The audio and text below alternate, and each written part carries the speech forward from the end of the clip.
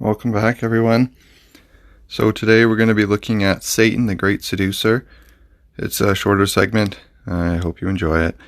Why will so many people zealously follow Satan's deceptive ways to their death? There are two primary causes.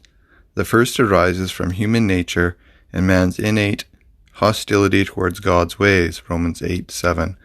The second cause is Satan's mastery in deceiving people. How does Satan achieve his deception? He uses people to deceive other people. He especially likes to use people who appear to be trustworthy. A faithful follower of God must exercise care that he is a worker who does not need to be ashamed, rightly dividing the word of truth, 2 Timothy 2:15. In other words, he must know what the Bible really teaches and use it correctly. He must refuse to gullibly accept a religious practice just because everyone else does it or because it appears right on the surface. Otherwise, he is likely to be deceived. Paul lamented what was happening to some in his day. For if someone comes to you and preaches a Jesus other than the Jesus we preached, or if you receive a different spirit from the one you received, or a different gospel from the one you accepted, you put up with it easily enough. 2 Corinthians 11:4. When false teachers distort the message of the Scriptures, sincere people often fail to see through their deceptions. Paul continues, "For such are false apostles, deceitful workers, transforming themselves into apostles of Christ, and no wonder, for Satan himself masquerades as an angel of light. It is not surprising, then, if his servants masquerade as servants of righteousness.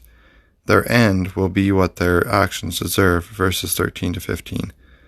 Paul warned that even believers could be led to gullibly accept doctrines taught by false teachers should they become negligent in studying the Scriptures to verify the truth of their beliefs, which is why we need to be studying our Bibles and praying every single day, is to keep that connection and make sure we're learning every day. Jesus had earlier warned that Satan and his agents would constantly seek to distract and deceive people in an attempt to turn them against God's truth. Some people are like seed along the path, where the word is sown, said Jesus Christ. As soon as they hear it, Satan comes and takes away the word that was sown in them, Mark 4:15. He bluntly warned of Satan's deceptive approach. "Beware of false prophets who come to you in sheep's clothing, but inwardly they are ravenous wolves. You will know them by their fruits." At the time of the end, Satan will not change this pattern. He will raise up a powerful false prophet whose influence will not be hindered by political boundaries. Satan will lead the Babylonian religious system centered in Rome and use his prophet to deceive a gullible world that will not carefully check the Bible to see if what he says is really from God, Revelation 19:20. Paul describes the effect of the deception. The coming of the lawless one will be in accordance with the work of Satan displayed in all kinds of counterfeit miracles, signs and wonders, in every sort of evil that deceives those who are perishing.